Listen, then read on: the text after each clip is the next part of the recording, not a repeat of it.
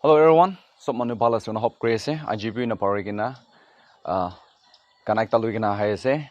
Aji la do Konyak hymnal number 282 ase. Aro alak English prado stand up for Jesus likina ase. Jana manu kiman jun ase. Aro kunma kiman jun la jani du gana ikilo du gana kuribo.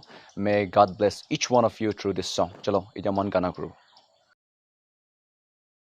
Yong yang atemengoya Jesu Krista penlan Ikaw kawan te hong teu ye ok pe ye lak lak ok pu man ngi se iya penlan vui lak vi palan man ok Krista vui kelak Yong yang atemengoya I wong yong pu me Yang heng ye ok lak Đeo lan te mong ta hem